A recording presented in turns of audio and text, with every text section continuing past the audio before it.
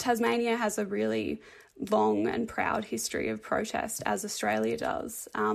We've seen protests on the Franklin River. The Franklin River wouldn't have been protected unless we've had protests down here. Women wouldn't have had the right to vote or access legal abortion. We wouldn't have seen better pay or better working conditions without protests. And yet the Tasmanian Government are continuing this attack on Tasmanians' right to protest. Have one for Mum, one for Dad, and one for the country. And there has never been a more exciting time to be an Australian. Budgets are about choices, Fran, and you show what you value through the choices you make. Dead, buried, cremated. This is coal. Don't be afraid. Don't be scared. The Treasurer knows. Australia's basically done for. We'll just end up being a third-rate economy. A banana republic. How good is Australia? Just follow the money. G'day, and welcome to Follow the Money, the Australia Institute's podcast that takes big economic issues and explains them in plain English. I'm Ebony Bennett, Deputy Director at the Australia Institute, and today we are going to talk about anti-protest laws that are currently before the Parliament in Tasmania. While these state laws will impact Tasmanians, it's important to see them in the context of wider crackdowns on protesters across the country. Good morning. We begin with breaking news out of Sydney, where climate activists have begun a week of rolling protests. Activists have taken over the streets in an illegal march. 200 climate activists marching through the CBD. This is not violent protest, and they're assaulting people. This is for climate.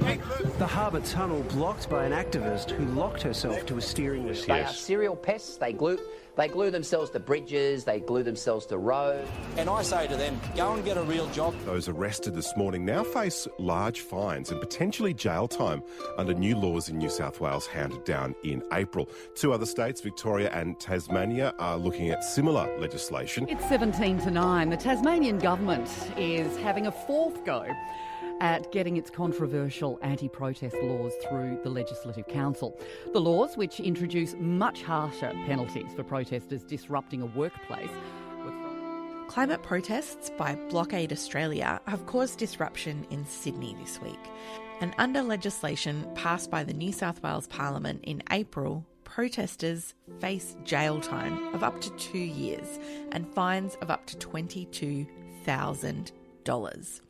And both Tasmania and Victoria have also introduced laws that effectively criminalise protest, one of the fundamental rights in a democracy, impinging on both freedom of speech and freedom of assembly.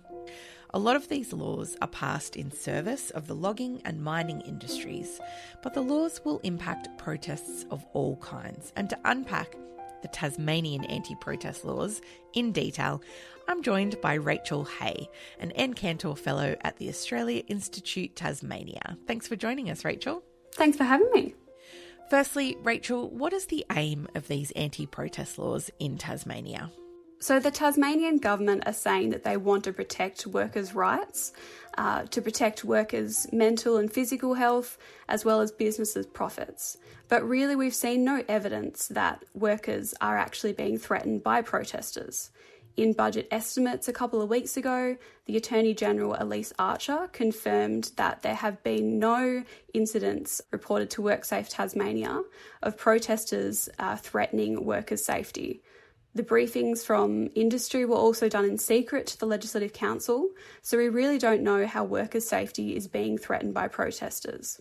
But there's really nothing to indicate that that's really the issue here. And tell me, what will this bill that's currently proposed and is currently before the Parliament in Tasmania, what will it actually do?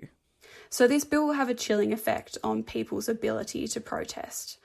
We're seeing a number of offences which are coming under this new legislation. So the first one is it makes it an offence to unreasonably and substantially obstruct the passage of a vehicle or pedestrians on a street. And the fine for that can be over $1,700 or 3 months in jail. And that has the potential to see a wide range of protest activity stopped. It also has the potential to see people who are sleeping rough arrested. The bill also brings in 3 different types of aggravated trespass. So it makes it an offence to obstruct a business activity while trespassing, and that can see a protester receive a fine of up to $8,650 or 1 year in prison. And that's the same kind of fine as a person would receive for holding a gun while trespassing or perpetrating aggravated assault. So that's quite extraordinary, isn't it? Just for obstructing a business while trespassing, that you would essentially face the same penalty as someone who trespasses holding a gun. Yeah, it's an incredibly disproportionate penalty, and it gives police such broad powers to stop a wide range of non-violent protest activity. What else concerns you in this bill? So there's also an offence in this bill which will stop a protester from trespassing as well as directly and indirectly risking serious injury to a person. So that's a fine of over $21,000 or 2.5 years in prison. And that's the same fine that a person would receive for drugging another person, assaulting a police officer, or setting fire to a property. And the last offence under this legislation is that a corporation must not obstruct a business, and if they do so, they can face a fine of over $100,000. Now that's 4 times the current highest penalty in the legislation. So a placard is not the same as holding a gun, and yet these laws would see everyday Tasmanians given the same legal punishment for peaceful protest as someone trespassing with a gun or perpetrators of aggravated assault. And I was glued to the Sydney Harbour Bridge on the road there for about 25 minutes. So yeah, I spent 4 days in custody immediately afterwards, and that was at the police station as well as Silverwater Correctional Complex. And after that, I spent 42 days under house arrest. Climate protesters who shut down the Sydney Harbour Tunnel yesterday face 2-year jail or fines of up to $22,000 under tough new laws introduced by the New South Wales government. Are those penalties too heavy-handed? Look, I'm not going to comment without knowing more specifics. So, all in all, it's pretty draconian legislation that will have, as he said, a chilling effect on protest in Tasmania. What's been the reaction in Tasmania to these laws? So we've seen a wide range of civil society groups come out against this law, including the Australia Institute Tasmania, the Human Rights Law Centre, the Bob Brown Foundation, the Tasmanian Council for Social Services. I could go on, but I'll stop there. And we've seen the public really come out against this law. So there's been protests, petitions, people have written to parliamentarians, and there's been a lot of public commentary in the media about this bill. And it's not the first time, Rachel, that Tasmania has tried to crack down on protest or pass anti-protester laws, is it? No, so the Tasmanian Government have been committing this attack on people's right to protest for really almost a decade now. So the first law that they passed to restrict protests was in 2014. Now that was eventually challenged and deemed invalid by the High Court. But the Tasmanian Government tried to enact another law in 2019, and that was voted down by the Legislative Council. Now you're back with another darkly draconian attempt to stifle dissent in Tasmania, with legislation to be tabled today that will lock up Forrest or climate protesters or unionists, for example, for 18 months for the first offence and 4 years for the second. This is another direct attack on our democratic foundations at a time of climate emergency when people are peacefully protesting to demand action. Then the third attempt was released in 2021. The law went out in 2021 for public consultation, but it wasn't brought to the Parliament. So this is the fourth attempt that we're seeing. This is the fourth attempt that we're seeing of the Tasmanian Government to pass draconian anti-protest laws. And they really are, when you look at those huge penalties and jail terms for these types of offences that they're establishing with this legislation. And tell me, this in Tasmania, like looking at Tasmania's history of protest, it's really aimed at environmental protesters, I'm guessing. Is that right? Yeah, absolutely. So Tasmania has a really long and proud history of protest, as Australia does. We've seen protests on the Franklin River. The Franklin River wouldn't have been protected unless we've had protests down here. Women wouldn't have had the right to vote or access legal abortion. We wouldn't have seen better pay or better working conditions without protests.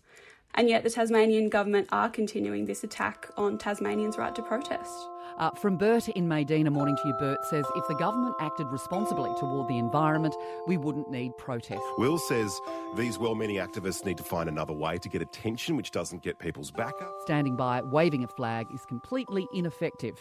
If protesters did that on the Franklin River, it would be one giant dam now, says Dan. Thanks so much for your text. This one too, women have had the vote because of our suffragette grandmothers who broke the law. A big thank you to the protesters who are risking their freedom to protect our grandchildren.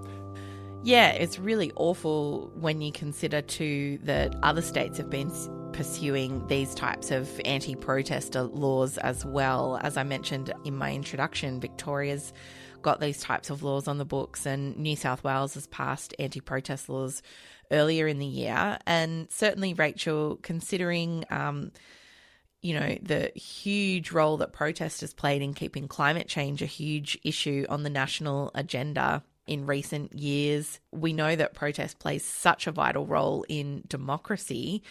It's really concerning to see this not only in Tasmania but in other state parliaments as well. Yeah, protest is a fundamental human right and it helps us participate in our democracy.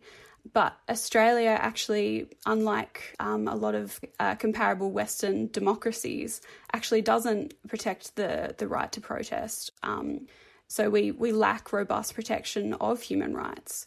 So really, we're relying on legislation to protect those rights, and this law will really diminish that right to protest. Yeah, absolutely. The government can curtail human rights, and we've seen that happen across the country. Not just recently, New South Wales, Victoria and Queensland already had anti-protest laws. Western Australia has tried to enact anti-protest laws. So they're popping up all over the place. You've talked about the chilling effect on protest, but really, as you said, there's no evidence that's been established that workers' safety is at risk. And in a number of cases, I think you've pointed out that police and existing laws already have offences for this kind of behaviour. Is that the case? Yeah, absolutely. Across Australia, we have existing laws which, if workers are being threatened by protesters, police can use those laws to stop them. So we have trespass, nuisance, the move on direction, and these are all directions and offences which can be used against protesters and which have been used against protesters. So these new laws which are being brought in across the country are really just bringing in disproportionate penalties and broad police powers that we just don't need. Meanwhile, Tasmania's union representatives have pointed to America's controversial decision around abortion to highlight the damage Tasmania's anti-protest bill could do. If what was happening in the US was happening here, would they want to protest, and would they think it was good if Tasmanians protested? Because they still have an opportunity when the Parliament goes back in August to vote these laws down. The government is continuing its attack on our right to peacefully protest. Now, this bill is currently before the Parliament in Tasmania. Where is it up to at the moment? So the bill has passed Tasmania's lower house and it's passed the second reading speech in the upper house. Once we see Parliament resume for winter break in August, it's likely that the bill will pass the third reading speech in the upper house, and then it'll go back to the lower house to be passed in the lower house again, and then it will be a law. Because it's been amended? Yeah, it has been amended in the upper house. And do those amendments, address the main concerns that the Australia Institute Tasmania has with these laws? I think the government's heard the concerns that the Australian Institute Tasmania, the public and other civil society groups have had with the law. And I think the amendment seeks to look like they're doing something to address those concerns. But really, it doesn't. The bill still has a broad range of powers and disproportionate penalties, which will stop protest activity. And it will pass because both the government and the Labor opposition are supporting it. Is that the numbers in the House there? So in the upper house, the Tasmanian government will support it, and then they will likely have enough independents to pass it, whether or not Labor supports the bill. But does Labor, is it opposing or supporting this legislation? In principle, Labor supports the legislation. They support workers' rights, but they know that the legislation creates those disproportionate penalties, the broad police powers, and it's unclear whether they will support the bill. One to watch. It's a climate crisis. We're in a climate crisis. It's an absolute emergency. And the kind of disruption that we saw today by Blockade Australia is nothing compared to what's in store for us if we don't do everything that we can to prevent climate catastrophe. Protest is really important across Australia, but it's been really important in Tasmania. For decades, we've seen monumental decisions happen because protesters push the government to do it. For example, the Franklin River, we've seen protection of native forests down here, protection of workers' rights and women's rights and the rights of LGBTQI+ people. And these draconian laws really restrict Tasmanians' right to peacefully protest and to participate in their democracy by doing so.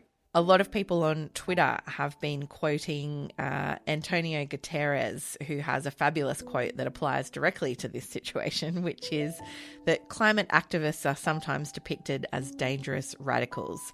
But the truly dangerous radicals are the countries that are increasing the production of fossil fuels. As an aside, that's Australia. Investing in new fossil fuels infrastructure is moral and economic madness, says the UN Secretary-General. That certainly describes Australia at this moment, and a quote worth remembering as we have this discussion. This episode was recorded on Tuesday, the 28th of June, and things may have changed since recording.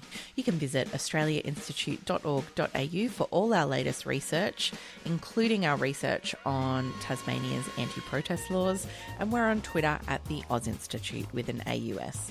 My Twitter handle is ebony_Bennett with a _N_T. This episode was produced by Jennifer Macy, and you can find her at Jennifer Macy. Our theme music is by Jonathan McFeet from Pulse and Thrum, with additional music from Blue Dot Sessions. Stay safe out there, stay protesting, and thanks for listening.